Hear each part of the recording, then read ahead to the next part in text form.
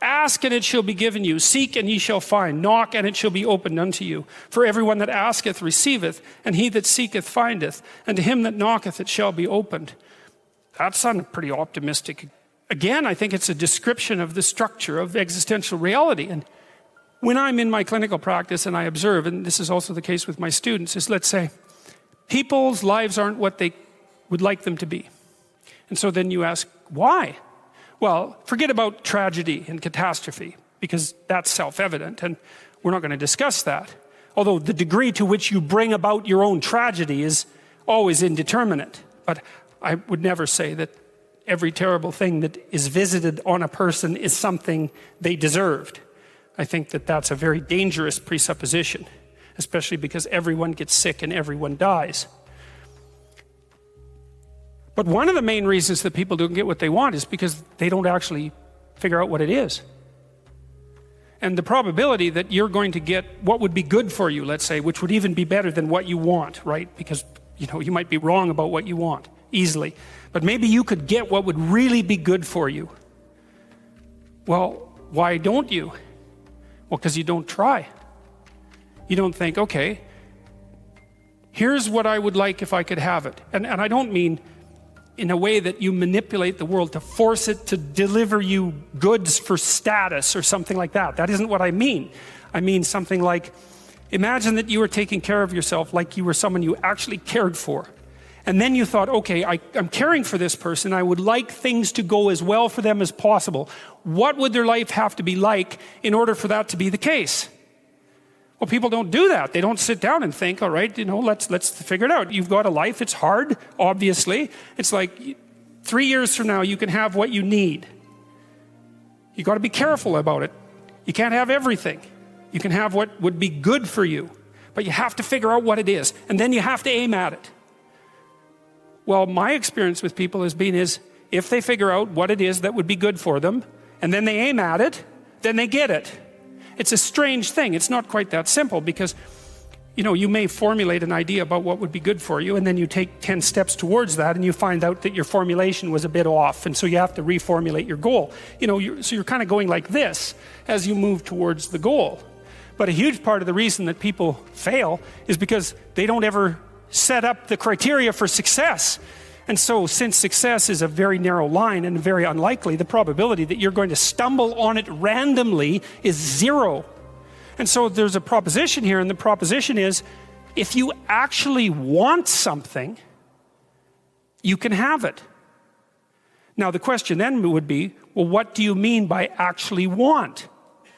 And the answer is that you reorient your life in every possible way to make the probability that that will occur as certain as possible. And that's a sacrificial idea, right? It's like, you don't get everything, obviously. But maybe you can have what you need. And maybe all you have to do to get it is ask.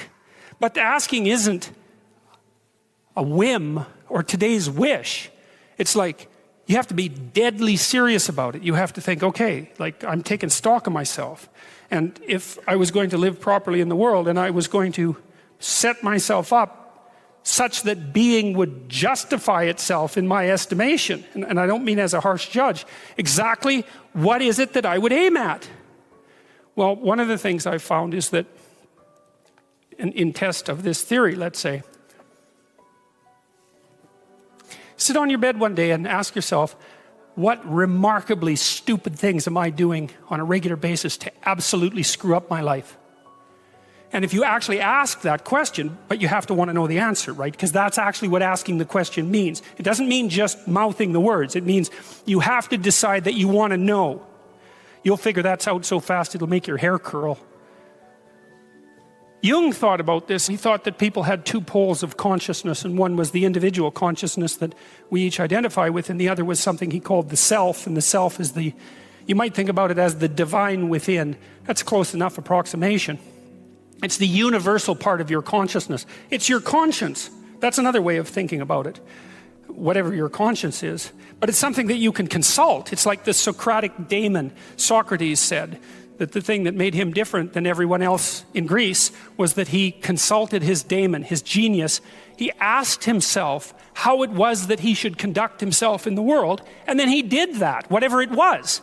He didn't try to force a solution, he didn't try to force a solution selfishly. He asked, I'm going to manifest myself in the best possible manner in the world. I would like to do that. What would that be? Well, you're perfectly capable of thinking. You're perfectly capable of immense feats of imagination and dream and fantasy. God only knows how you do all of that. What would happen if you consulted yourself about the best possible outcome for you? You might get an answer. Well, that's what this proposition is.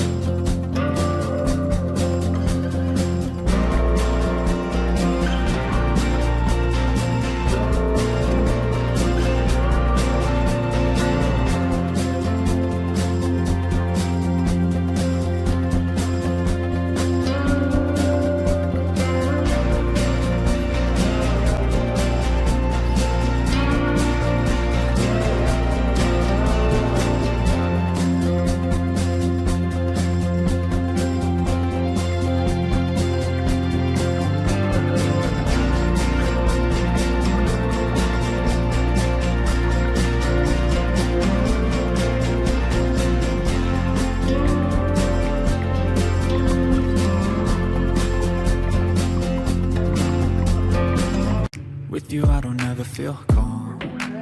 I can feel the sweat inside my palms. Play with me like cats and a string. You don't understand the pain it brings. You don't ever wanna give me wings. You don't ever wanna set me free.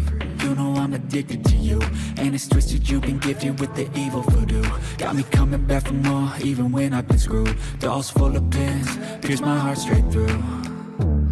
I got issues in my head, I like you in my bed, but you keep me on red. Oh, everything is like a test, I better not text or I'll come off desperate. But if I lay down and I play dead and I stay dead, baby you'll get sick of being the monster out of my head, under my bed, thinking something out of my nightmares, standing right there. But if I lay down and I play dead and I stay dead, then will you get bored again? So if I play dead, will you regret everything that you did, that you said?